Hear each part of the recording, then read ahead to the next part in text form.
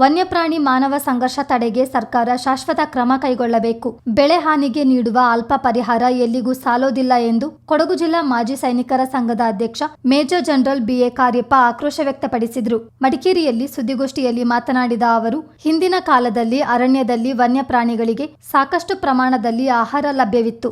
ಇತ್ತೀಚಿನ ವರ್ಷಗಳಲ್ಲಿ ಅರಣ್ಯ ನಾಶದಿಂದಾಗಿ ಕಾಡಿನಲ್ಲಿ ತಿನ್ನಲು ಆಹಾರ ಸಿಗದೆ ಕಾಡಾನೆಗಳು ಕಾಫಿ ತೋಟಗಳಿಗೆ ಲಗ್ಗೆ ಇಡ್ತಿವೆ. ಇಲ್ಲಿ ಆಹಾರ, ನೀರು ಅಗತ್ಯ ಪ್ರಮಾಣದಲ್ಲಿ ಸಿಗೋದ್ರಿಂದ ತೋಟಗಳನ್ನೇ ಆವಾಸ ಸ್ಥಾನವಾಗಿ ಮಾಡಿಕೊಳ್ತಿವೆ. ಇದರಿಂದ ಕಾಫಿ, ಅಡಿಕೆ, ತೆಂಗು ಮತ್ತಿತರ ಬೆಳೆಗಳು ನಾಶವಾಗಿ ರೈತರು ನಷ್ಟ ಅನುಭವಿಸುತ್ತಿದ್ದಾರೆ. ಮನೆಗಳಲ್ಲಿ ಕೋವಿ ಇದ್ದರೂ ಆಯುಧ ಪೂಜೆಗಷ್ಟೇ ಸೀಮಿತ ಎಂಬಂತಾಗಿದೆ. ಆನೆಗಳನ್ನು ಎಷ್ಟು ಬಾರಿ ಸ್ಥಳಾಂತರಿಸಿದ್ರೂ ಮತ್ತೆ ನಾಡಿಗೆ ಬರುತ್ತಿವೆ. ಆದ್ರಿಂದ ಅರಣ್ಯ ಇಲಾಖೆ ಇದನ್ನು ಗಂಭೀರವಾಗಿ ಪರಿಗಣಿಸಿ ಅರಣ್ಯದಲ್ಲಿ ಕಾಡಾನೆಗಳಿಗೆ ಆಹಾರ ಮತ್ತು ನೀರಿನ ವ್ಯವಸ್ಥೆ ಕಲ್ಪಿಸಬೇಕು. ಕಾಡಾನೆ ತಡೆಗೆ ರೈಲ್ವೆ ಬ್ಯಾರಿಕೇಡ್, ತಡೆಗೋಡೆ ಮತ್ತಿತರ ಪರಿಣಾಮಕಾರಿ ವೈಜ್ಞಾನಿಕ ಕ್ರಮಗಳನ್ನು ಕೈಗೊಳ್ಳಬೇಕೆಂದು ಆಗ್ರಹಿಸಿದರು. ಕಳೆದ 5 ವರ್ಷಗಳಿಂದ ಜಿಲ್ಲಾಧಿಕಾರಿ ನೇತೃತ್ವದಲ್ಲಿ ಮಾಜಿ ಸೈನಿಕರ ಅದಾಲತ್ ನಡೆದಿರಲಿಲ್ಲ.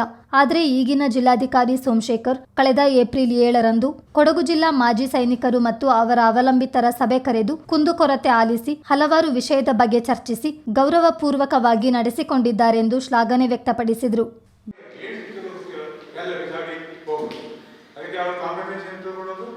ಈಗ ಒಂದು ಅಡಿಕೆ ತರದ್ರೆ ಫುಲ್ಲಿ ಗ್ರೋನ್ ಆದರೆ 4,000 ಕೊಡ್ತಾರೆ. ಆ ಫುಲ್ಲಿ ಗ್ರೋನಿಗೆ ನಮಗೆ ಅದು ಒಂದು ಸೀಸನಲ್ಲೇ ನಮಗೆ 2,000 3,000 ಸಿಗುವಾಗ ಅದು ಎಲ್ಲಿಂದ ನಮಗೆ ಇದೆಲ್ಲ ಕಾಂಪನ್ಸೇಷನ್ ಕಾಫಿ ಮರ ಅಷ್ಟು ಗೊಬ್ಬರ ಅದನ್ನು ಬೆಳೆಸಿ ಭಾಳ ದೊಡ್ಡದಾಗಿ ಇವಾಗಲೂ 3,000 ಕೊಡ್ತಾರೆ. 3,000 ಒಂದು ಚೀಲಕ್ಕೆ 10,000 ರೂಪಾಯಿ ಇರುವಾಗ ಈ ಒಂದು ಅರ್ಧ ಚೀಲ ಸಿಕ್ಕಲಿ, ಒಂದು 30 kg ಸಿಕ್ಕಲಿ, ಅದೇ ಅದೇ ಬಾಕಿ ವರ್ಷಕ್ಕೆ ಏನು ಮಾಡೋದು? ಈ ರೀತಿ ಬಾಳೆ ಏನಾದರೂ ಕಾಂಪನ್ಸೇಷನ್ ಅಂತ you don't want it, but they must control the elephant, tiger, monkeys, wild boar, and any other animal which is bothering us, porcupine, nothing else. These are the main which are bothering, and the result is they are just high now. For example, so far in approximately municipal development division, I am told 50 personnel or whatever it is, human beings have been killed. 50 of them. Government has got no value for the human being. They will give you 2 lakhs, 3 lakhs, everything, and then replace him. And when nearer ones, with and kin, will they be happy with the compensation? The individual gone? For what? For no reason. We are supposed to be good martial race. And the Britishers were kind enough to give us weapons and exemption certificate to that whole weapon and because they are helpless and they are real warriors and all that. We must take care of all that, and that's okay. We don't have them. But where is the weaponry now? Everything is in the court. Now some room lying rusted and only taken out for the Ayush Puja. Otherwise, they are not supposed to take it out at all, not to shoot anything. Whatever happens, and in self-defense also, they will say, you don't have to shoot or something like that. And police, forest authorities, they say, whenever you shoot, please shoot burglar, anybody coming. Please shoot below the knee. I want to ask them, have you told the burglars to shoot below our knee, where he is coming from Daroda? ಅದೇ ಅವರು ಹೇಳಿದ್ರು ನಮ್ಮನ್ನು I have been clearly telling everybody that we have been taught only shoot to kill. We are not going to endure anybody. We definitely know how to defend ourselves. And shoot to kill is our answer. You do whatever you want. I have even said that now I have become nearly senior citizen. So I don't mind going and tell you the other citizens spending sitting in the house doing nothing and all that. I have said it. I don't mind sitting a little आराम से government खाना खाएगा वो जाके उधर jail में बैठ के अपना बाकी दिन गुजारने के लिए I don't have any problem. But the other day that lady who came, IGP's wife, I mean she's just gone out of the house, and the other cases also they have gone out of the house in 2-3 have been how they have been killed. And if this is so, how can we get out and go to the estate? How will the carmakers come and help? Go, that's it. Anything we don't do.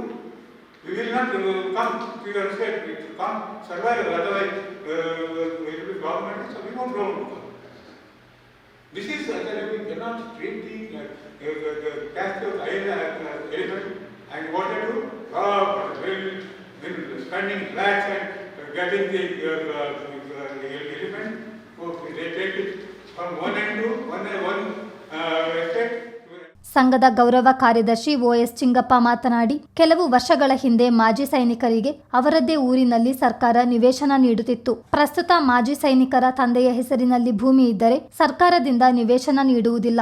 ಆದರೆ ತಂದೆಯ ಆಸ್ತಿಗೂ ನಮ್ಮ ಸೇವೆಗೂ ವ್ಯತ್ಯಾಸವಿದೆ. ಅದನ್ನು ಅರ್ಥ ಮಾಡಿಕೊಳ್ಳಬೇಕು ಎಂದರು. ಕಳೆದ 20 ವರ್ಷಗಳಿಂದ ಮಾಜಿ ಸೈನಿಕರಿಗೆ ನಿವೇಶನಕ್ಕಾಗಿ ಸಲ್ಲಿಸಿರುವ 1500 ಅರ್ಜಿಗಳು ಇನ್ನೂ ಪೆಂಡಿಂಗ್ ಇದೆ ಎಂದು ಚಿಂಗಪ್ಪ ತಿಳಿಸಿದರು. ಅವರ ಊರಲ್ಲಿ ಅಥವಾ ಪಕ್ಕದ ಊರಲ್ಲಿ 5 ಎಕರೆ 10 ಎಕರೆಯಷ್ಟು ಅಕ್ರಮ ಮಾಡಿಕೊಂಡು ಒತ್ತುವರಿ ಮಾಡಿಕೊಂಡು ವ್ಯವಸಾಯ ಮಾಡಿ ತತ್ತಿ ಬೆಲೆ ಹಾಕಿ ಅರ್ಜಿ ಹಾಕಿದರೆ ಅವರಿಗೆ ತಹಸೀಲ್ದಾರ್ ಮತ್ತು DC ಪವರ್ ಇತ್ತು. ಅವರಿಗೆ DC ಅವರಿಗೆ ತಹಸೀಲ್ದಾರ್ಗೆ 5 ಎಕರೆ, DC ಅವರಿಗೆ 10 ಎಕರೆ ಪವರ್ ಇತ್ತು, ಕೊಟ್ಟಿದ್ದಾರೆ.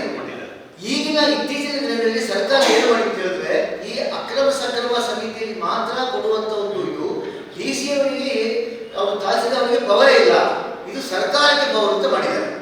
ಒಂದು ಎರಡನೇದು ಏನು ಮಾಡಿದೆ ಅಂತ ಹೇಳಿದ್ರೆ, ಈ 10-30 ವರ್ಷದ ಹಿಂದೆ ಒಂದು ಮಾಜಿ ಸೈನಿಕರಿಗೆ 2 ಎಕರೆ 3 ಎಕರೆ ನಾಗ ಅವ್ರ ತಂದೆ ಆಸ್ತಿ ಇರ್ತಿತ್ತು. ಅದರ ಬದಲಿಗೆ ಆಸ್ತಿ ಕೊಡ್ತಿದ್ರು. ಅವರು ದೇಶ ಸೇವೆ ಮಾಡಿದ್ದಾರೆ ಅಂತ ಅರ್ಥ ಆಯ್ತಲ್ಲ.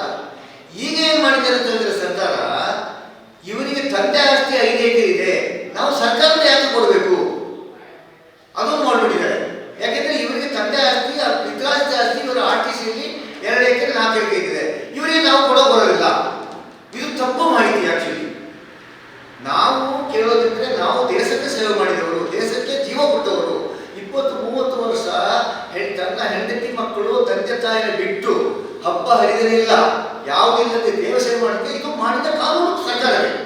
ಈಗ ಇದೇ ಸರ್ಕಾರ ಏನ್ ಮಾಡ್ತಾರೆ, ಕೊಡ್ಲಿಕ್ಕೆ ಅವರಿಗೆ ಆಗೋದಿಲ್ಲ, ಅವರಿಗೆ ಮಾಜಿ ಸೈನಿಕರಿಗೆ ಕೊಡೋಕ್ಕಾಗೋದಿಲ್ಲ, ಅವ್ರಿಗೆ ಇತರರಿಗೆ ಕೊಡೋಕ್ಕಾಗುತ್ತು. ಬೇರೆ ಇತರ ಜಿಲ್ಲೆಯವರು ಇತರ ರಾಜ್ಯದವರು ಬಂದು ನಡೆಸಿದವರಿಗೆ ಕೊಡ್ತಾರೆ.